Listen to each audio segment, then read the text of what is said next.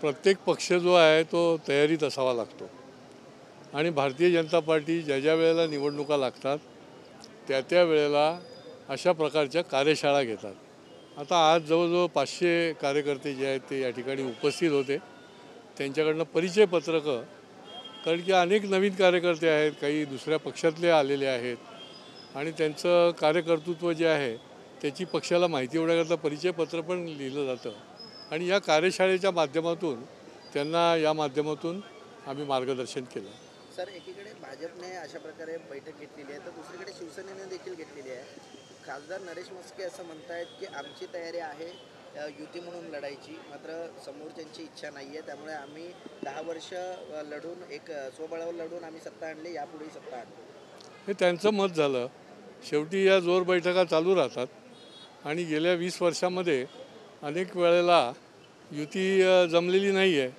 एका बाजूला आमची तयारी आहे म्हटलं जातं आणि दुसऱ्या बाजूला जागा वाटपाच्या वेळेला अनेक प्रश्न जे आहेत ते उपस्थित राहतात आणि त्याच्यामुळे आम्ही कायम तयारीत असणारी संघटना आहे. 365 दिवस आपलं सैन्य तयार असलं पाहिजे. सर्व ठिकाणी लढण्याची वेळ आली तर ती लढण्याची तयारी असली पाहिजे आणि त्या दृष्टीने देखील ही कार्यशाळा जी आहे ती खूप मोठ्या उत्साहामध्ये कार्यकर्त्यांच्या माध्यमातून पार पडली. शिवसेनेमध्ये नाराजीचा सूर आहे. त्यांची बैठकीत सांगितलं गेलं की कुठेतरी भाजप इंटरफेअर करते, त्या ठिकाणी स्थानिक नगरसेवक ढवळाढवळ करण्याचं काम होतं भाजपचं, त्यामुळे एकला चलोचा नारा त्यांनी दिलेला आहे. त्यामुळे भाजपची ताकद वाढत चालली, कुठेतरी यामध्ये खिंडार पडणार. भाजपची जिल्ह्यामध्ये ताकद वाढलेलीच आहे. जिल्ह्यामध्ये सर्वात जास्त आमदार भाजपचेच आहेत. प्रश्न हा आहे की ढवळाढवळ करण्याचा काही त्याच्यामध्ये विषय नाही आहे. ज्या ज्या ठिकाणी आमच्या कार्यकर्त्याचा आत्मसन्मान, आमच्या कार्यकर्त्याचा हक्क, त्याचा न्याय आणि जनतेच्या समस्या सोडवण्यासाठी जाण्याची वेळ येते त्या ठिकाणी आम्ही जायलाच पाहिजे. कोणाची जहागिरी नसते. संबंध ठिकाणी हे त्या ठिकाणी कार्यकर्त्यांनी बोलवल्यावर पदाधिकाऱ्यांनी जायला पाहिजे आणि ते जात राहणार. 2017ला असं म्हणणं आहे की ज्या पद्धतीने ठाण्यामध्ये महापौरची जी काही तोडजोड सुरू आहे त्याच्यामध्ये जनता ठरवेल की कोणाला महापौर बनवायचं. काही लोकांनी काळजी घ्यावी की कशा पद्धतीने वक्तव्य करायचं. नाही, जनता ठरवेल म्हणजे जनता ठरवणारच आहे आणि निश्चितपणे जनता यावेळेला आपल्याला योग्य तर ठरवलेलं दिसणार आहे. सर, 2007 म्हणतात उंचीप्रमाणेच बोलावं, त्यामुळे कुठेतरी युतीसमोर बोलताना अशा प्रकारे कुठेतरी आता पाहायला गेलं तर मोठी ताकद जी आहे ती आता वाढत चाललेली आहे. नाही, उंची बिंची योग्य वेळेला आम्ही त्याला काय उत्तर द्यायचं ते निश्चितपणे देऊ. 2017ला सुद्धा युती होणार असं म्हटलं जात होतं, मात्र ऐन टायमाला युती नाही झाली आणि ठाणे महापालिकेमध्ये 67 आणि 23 असा आकडा दिसला होता. यावेळेस जर स्वबळावर लढले तर काय नेमकी तयारी भाजपची असेल, किती जागांवर भाजप येईल? नाही, त्याकरता तर आज ही कार्यशाळा झाली. So we should be prepared in each and every प्रभाग. सगळीकडे आम्ही तयार असलं पाहिजे आणि त्या दृष्टीने पूर्वी देखील युती झालेली नाही आहे, अनेक वेळेला झालेली नाही आहे आणि त्यामुळे आपण गाफील राहता कामा नये.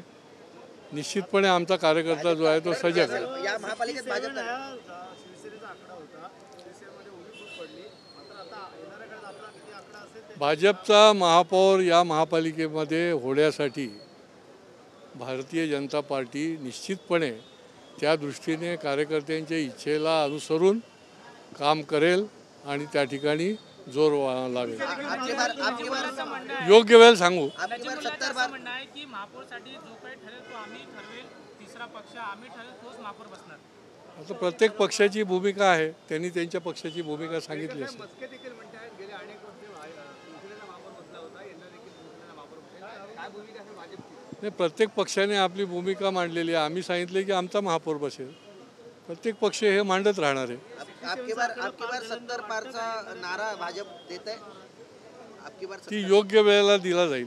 योग्य वेळेला कार्यकर्ते जेव्हा गिअर पडेल त्यावेळेला योग्य ठिकाणी योग्य वेळेला दिला जाईल. तुमची कार्यशाळा होणार आहे म्हणून त्याच्या एक दिवस अगोदर कुठेतरी आनंद आश्रममुळे ही बैठक घेण्यात आलेली होती शिवसेनेची.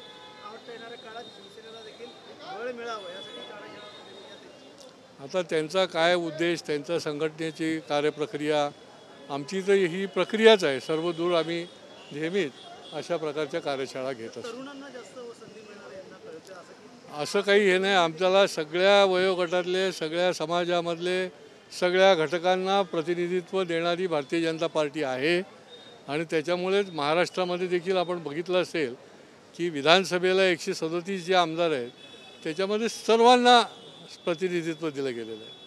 त्याच्यामुळे आमची ही भूमिकाच राहिलेली आहे की सबका साथ सबका विकास. शिवसेनेचं काही जणांना जर संधी डावळली तर तुमच्याकडे जे आले तर त्यांना जर तिकीट दिलं काय? नाही, आम्ही काही वाट बघत बसणारे लोक नाही आहोत. आम्ही आमच्या पक्षाच्या दृष्टीने तयारीत असणारे लोक आहोत. त्याच्यामुळे जिथे गॅप असेल, जिथे काही योग्यता असेल तर त्या ठिकाणी आम्ही देत आलेलो आहोत. आजही काही लोकांना पक्षामध्ये आम्ही प्रवेश दिलेला आहे.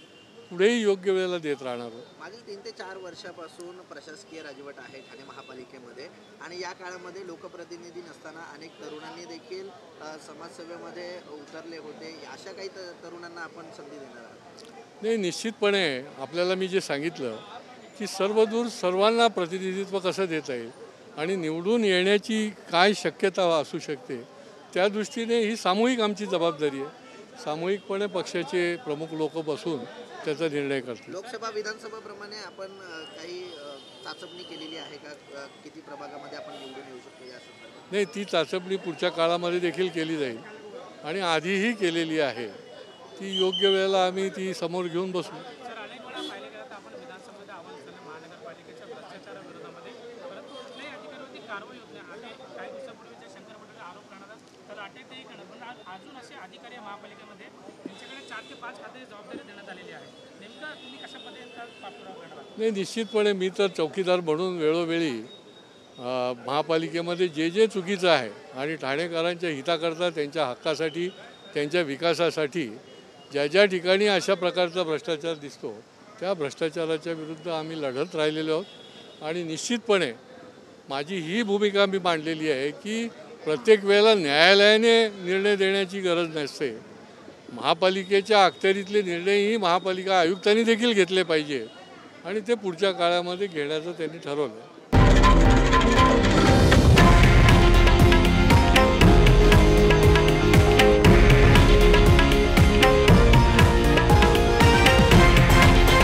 हे आहे देशातील नंबर 1 न्यूज नेटवर्क आणि आपण पाहत आहात TV9 मराठी, एकमेव.